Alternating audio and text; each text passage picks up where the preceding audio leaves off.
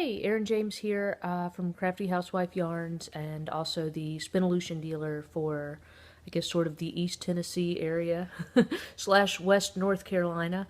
I wanted to do a review and sort of tutorial and breakdown of the King Bee spinning wheel, which is one of the ones that I have here to demo. It's also my main spinning wheel that I use for my main gig, which is obviously making spinning fiber and hand-spun yarn that I'm in several different shops and that people buy off my website. So needless to say, I do a lot of spinning. So I really like this particular wheel, but it is, because it is so unique, I feel like it needed kind of a good video, and I know there are some out there, but I just wanted to give you my official opinion. It is a bit different setup than a lot of other wheels, and it just looks different. I mean, it folds into a box. Like, what other spinning wheel folds into a box? So anyhow, I'm just going to kind of go over how you open it and close it and use it, and any general thoughts I have on it. If you have any questions on the company, so they are a small business made in America. All their wheels run off ball bearings and are just like super unique designs, which I just loved. I'm obviously all about small business and made in America, because I am a small business right here in Tennessee. So, that's right up my alley, and I love the way they spin. So they've got a really unique treadle action. So stay tuned. Here comes the sort of the breakdown on the King Bee wheel. Okay, well, here is my King Bee sitting here on the floor, looking very impressive. And I'm sitting on the floor too, so it's not actually a giant. But the first thing you do is it comes, like I said, all folded down in this little box. And actually, I should have taken these off. I will show you how that happens. But as you see, I am mid-spin here, so I've just got my Lazy Kate, which it's cool. It stays on top.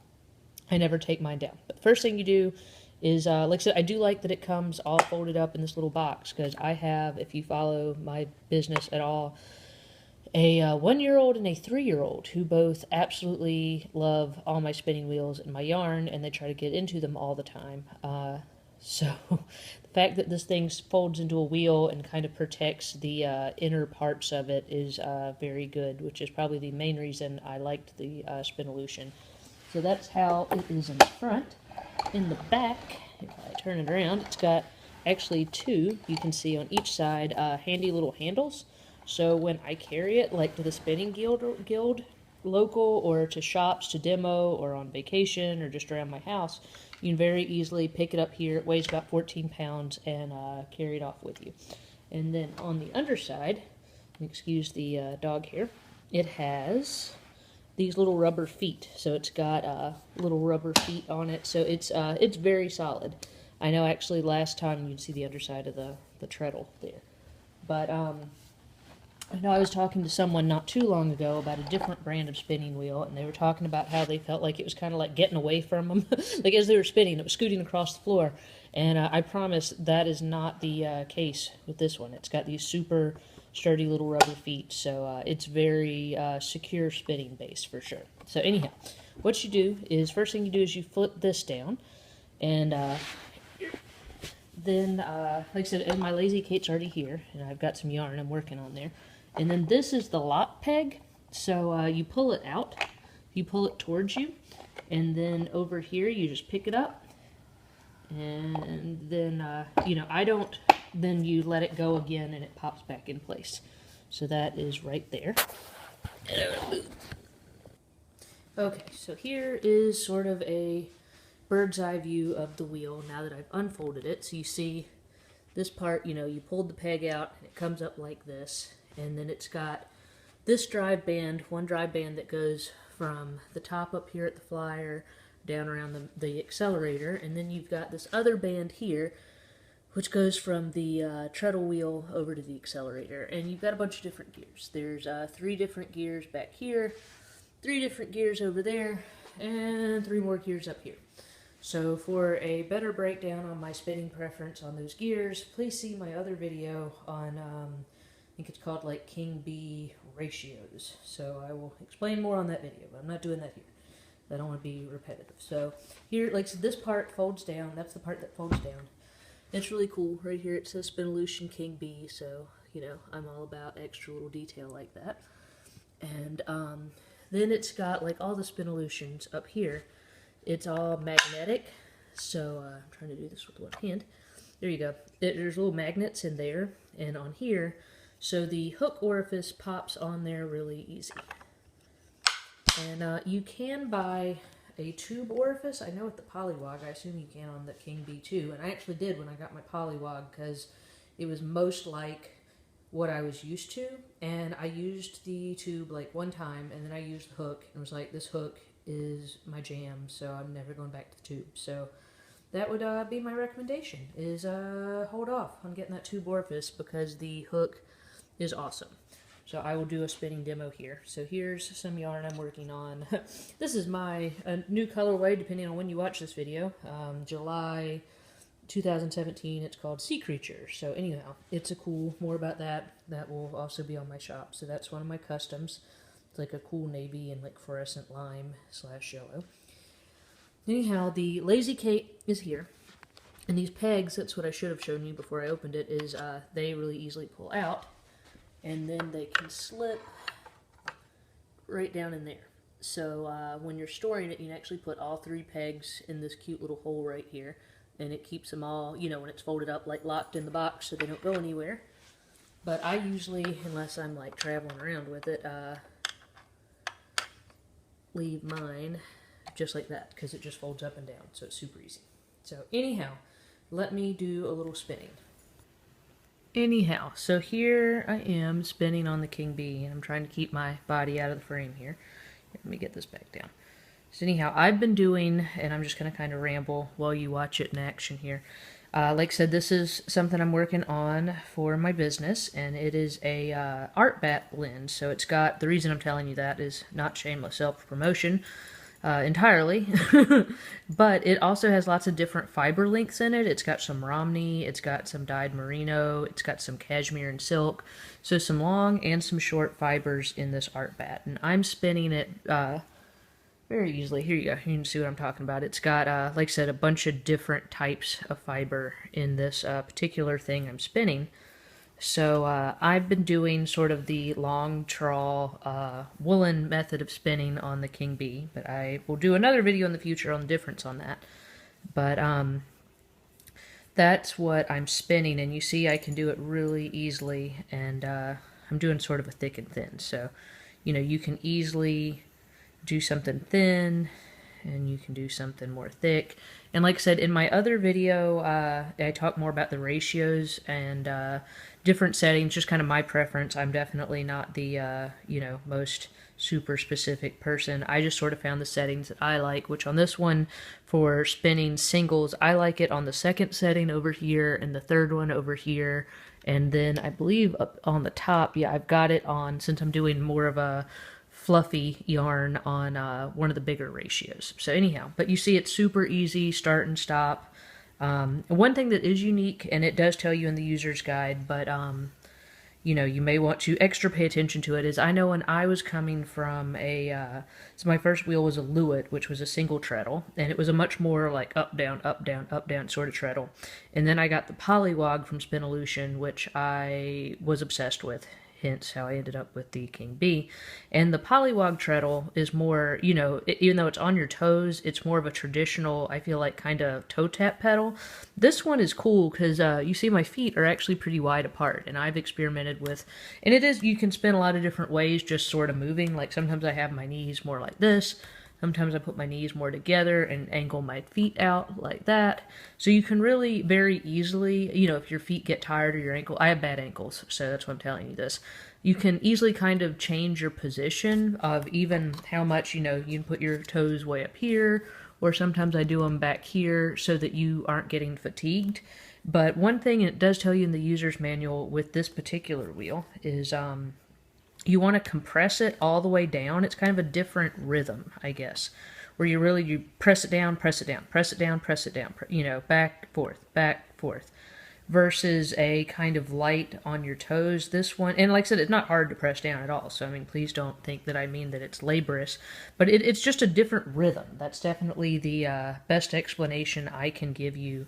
Is, you know, so definitely you want to compress it all the way down on each side, and you'll feel it stop. I mean, you'll feel it, you'll totally feel it stop. And then once, so press it all the way down on one side, then all the way down on the other, and you get this nice, fun, easy, gentle rhythm. This is a very easy wheel to spin on. Like I said, I've had bad ankles since high school and even went to like physical therapy for them. And I find all the spinolution wheels super easy to spin on and very comfortable. And I know sometimes I feel like the toe treadle kind of like freaks people out, but like I said, my first wheel it was a single treadle, and it was one very big up, down, up, down, up, down, which I loved. I'm not hating on the Lewitt at all. I loved it.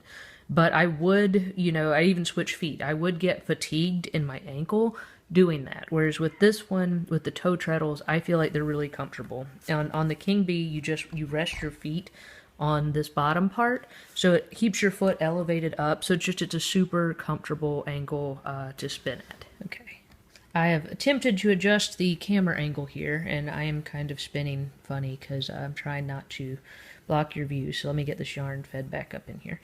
But I wanted you to be able to see the hook orifice and kind of see the top of the spinning wheel, because we're not so much focusing on the treadling now. And like I said, the hook, you bring it around here, it comes around here, and this was very similar to my Lewitt, the pegs, which I really liked. So you just bring it around the open pegs, which is good, especially if you want to do like the bulky crazy art yarn. It definitely will easily slip around that. And then you just hook it just like that around the peg. Like, it looks way scarier than it is.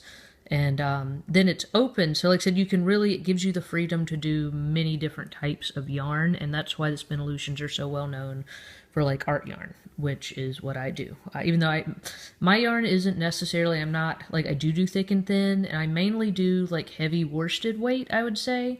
But I know these wheels, because you can get the bigger bobbins. The King Bee has the 8-ounce bobbin, the Queen Bee has the 4-ounce. If you remotely do bigger stuff, I would say splurge, get the King Bee for the bigger bobbin. But I have zero problem getting anything I want on this one. But yeah, so back to making yarn. So the hook just spins, and it's a great uptake. Like I said, I started out on an Irish tension wheel. I really liked the firmer uptake. And even though that's what I was scared of when I first, I loved this brand, but I was like, it's a Scotch tension, I want an Irish tension. And that's what it originally had I'd been apprehensive about. But yeah, they have a really firm uptake, which I like, and they're really adjustable. And like I said, the hook, you can see I'm doing, like I said, the woolen spinning, it just pulls it right up, and I absolutely love it. So like I said, I bought a tube attachment, and then I never used it after the first time I used the hook. So now I just have it for demonstration purposes, I guess. So anyhow, that's, like I said, it's a great uptake. I really like it. It is technically Scotch tension and flyer lead versus bobbin lead, which I will do another video about that on another day. But nap time is only so long around here, so I can't do that now. But so anyhow, so you spin yarn here.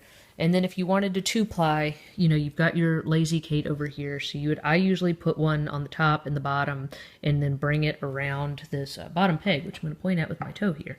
So bring the yarn around here, and then you can easily, flip it on that side. And I do adjust my bands on the bottom, which, like I said, for more on that, see my other video for when I'm 2-plying. But, that's a personal preference. But anyhow, hold on. Real quick, I wanted to show you one thing with the Lazy Kate and the bobbins. It's got on one end like this little white plastic thing, and then on the other end it looks like this, and that's where it's a magnet metal part there, and then there's a magnet up there. So that part goes in like that. And when you're 2-plying, what I have found is best is put the part towards the wheel, the white part towards the wheel like that.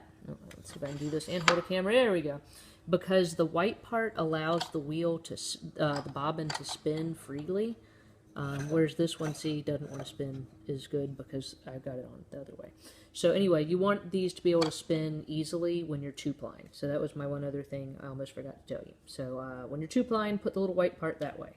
And like I said, it's just little details like that, which is what I love about this wheel, and like I said, all the spinolution wheels, is just the little attention to detail on silly little stuff like that just makes your life easier as a spinner, but is very simple and not overly done or fussy. So anyhow, oh, there's the treadles, and like I said, your toes you can push further up in here or keep back here. And there's my rug with too much fiber on it. And there's my dog. Say hi, Suzanne. Oh, yeah, she's asleep. All right. So, for my final feelings on why the King Bee, besides the fact that it looks awesome and will impress all of your friends with its extreme versatility and ability to fold into a box like a turtle, it's a great wheel. It's very versatile. Like I said, if you need something that's going to be like versatile, durable, and I have to admit, I do love that the Lazy Kate came with it. I'm not about having to buy a bunch of extra stuff if it's not necessary. So this one, it was great. The King Bee comes with the 8-ounce bobbins. The Queen Bee, which is exactly the same wheel, but it just has the 4-ounce bobbins, which I have another video about that too. The Polywog has 4-ounce bobbins, and if you're wanting to do like bulky, you can. I have done it. There's a video about it. You can get 4 ounces of like heavy worsted / bulky weight yarn on a 4-ounce bobbin, but it is much easier to do it on an 8-ounce bobbin. So if you're like you like doing worsted or thinner yarn mainly, then the Queen Bee would be great.